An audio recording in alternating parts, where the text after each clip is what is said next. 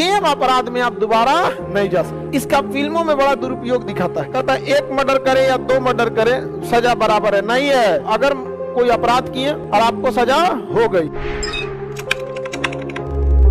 Dual ज्यूबिलिटी मतलब इसका कहना एक गलती की एक सजा, एक अपराध एक सजा, एक सजा। कहने का मतलब है कि अगर आपने कोई अपराध किया और उस अपराध के लिए आपको कोर्ट में मुकदमा चला, टेक्निकल चीजों को समझते चलिए। हम आज के बाद मुकदमा नहीं ट्रायल शब्द का प्रयोग करेंगे। मुकदमा एक काम कॉमन आदमी के लिए होता है, बट टेक्निकल भाषा उसका होता है ट्रायल। यानी अगर आपने कोई अपराध किया तो उसका आपके खिलाफ क्या चलेगा? ट्रायल। अब हम मुकदमा आज के बाद नहीं बोलेंगे, आप सब लोग को याद रखना है क्या जी? ट्रायल। तो अगर कोई अपराध किए, उस अपराध का क्या चला? ट्रायल चला, और आपको सजा हो गई। मान के चलिए आपको 2 साल की सजा हो गई। अब 2 साल सजा काट के आप जेल में आ गए, बाहर आ गए, फिर कौन पकड़ लिया? अरे तुम तो गलती किया था ना, चल तुमको हम फिर सजा देते हैं। तो सेम अपराध में आप दोबारा नहीं जा सकते। इसका फिल्मों में बड़ा दुरुपयोग दिखाता है। एक मर्डर करता है, कहता है एक मर्डर करे या 2 मर्डर करे सजा बराबर है। नहीं है, एक वो मर्डर कीजिएगा, दूसरा एक और मार दीजिएगा, 2 मर्डर का लगेगा। एक अगर मर्डर करते हैं तो हो सकता है कि जज आपकी मनोभावनाओं को समझे कि आप पेशेवर अपराधी नहीं हैं, शायद आपको उस तरह से उत्तेजित हो गए या जल्दबाजी में आपने डिसीजन ले लिया, तो थोड़ा बहुत आपको सोच सकता है कि नहीं इसको 20 साल की सजा दे देते हैं, 10 साल की सजा। और जहां 2 को मारे सीधे फांसी टांग देगा, यहाँ पे जा, यहाँ पे 3 को मार देंगे तो और खत्म हो जाएगा। यहाँ पर एक लड़का ने एक पुलिस वाले के ऊपर हाथ उठा दिया था, तो जज ने उसको बहुत नॉर्मल सी सजा दिया था। रीजन क्या है कि वो मोटरसाइकिल से अपने माँ के साथ जा रहा था, तो ट्रैफिक में, अब देखिए आप इंसान की भी गलती क्या होती है, पुलिस को देखता है भागने लगता है।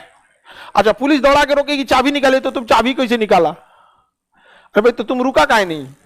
दोनों में होता है, हालांकि उन्हें अधिकार नहीं है चाबी निकालने के, बस कुछ तू मैं हुआ होगा। अब उस लड़के की माँ पीछे बैठी थी, पुलिस वाला एक थप्पड़ मार दिया लड़का को, बस ईगो ले लिया, मेरे मम्मी के सामने मारा है, ले आओ दे दिया, उनको भी दे दिया बढ़िया से। आप बाद में मामला कोर्ट में पहुंचा, तो इस सब चीजों पे कोर्ट भी कई बार डिसीजन सुनाती है कि कई बार हम आपराधिक प्रवृत्ति के नहीं होते हैं, लेकिन परिस्थिति जन्य अपराध कर दिया जाता है। तो जज के ट्रेनिंग का एक पार्ट होता है कि आप समझिए कि आपराधिक प्रवृत्ति का है कि नहीं है। तो उसको आप देखिएगा, जो बहुत जघन्य अपराधी होता है उसके आगे लिखा होता है हिस्ट्री सीटर, समझ गए? हिस्ट्री सीटर माने बार बार अपराध करता है, पेशेवर अपराधी है वहां पर। तो किसी भी गलती की कितनी सजा मिलेगी? एक गलती की एक।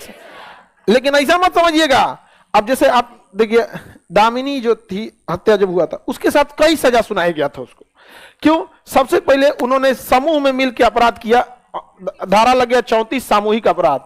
सबूत मिटाने की कोशिश किया, उसके लिए अलग से सजा। उस लड़की का अपहरण किया 365, अलग सजा। समझ में आ गया कि नहीं? रेप किया 376, अलग सजा। 4-5 मिलकर रेप कर दिए, यानी गैंग रेप 376 भी उसकी अलग सजा। उसका पैसा उठा लेके चल गए 394, डकैती उसकी अलग सजा। उसके बॉयफ्रेंड को मारने की कोशिश किया गया 307, अलग सजा। और लड़की मर गई, उसके लिए अलग व्यवस्था। अब समझ आ रहा है ना? अब इस अपराध में मत रहिएगा कि जज, अगर केवल आपके ऊपर लगता 307 यानी आपने मारने की कोशिश किया है, तो जज को लग जाता है कि नहीं, देखते हैं क्या मामला था। लेकिन जिस दिन जज के पास ऐसा जाएगा आपका चार्जशीट, जज देखते कहे चोटा कहेंगे। जज को ये सब नहीं पता होता है ना कि आपने क्या किया है, वो केवल ये देखता है 365 कोनो को उठा ले गया है, किडनैपिंग, समझ में आ गया कि नहीं आ गया? तो ऐसे गलती मत रहे, तो देखता है। अगर मान के चलिए 376 रहेगा रेप, तो उसमें जज को लगता है कि नहीं, सोचता है कि चलो सजा कानून के हिसाब से दिया। 376 बी लगा दिया गैंग रेप, जज भी कहता आओ बाबू आप तो राम देखते यहाँ पे टांग श्रम के साथ जेल में रखा जाए। अगर कह लेगा नॉर्मल कारावास तो जेल में रहिएगा, और कह देगा शारीरिक श्रम के साथ तो चक्की पिसवाएगा, डेली दे देगा 40 किलो सरसों निकालते रहे।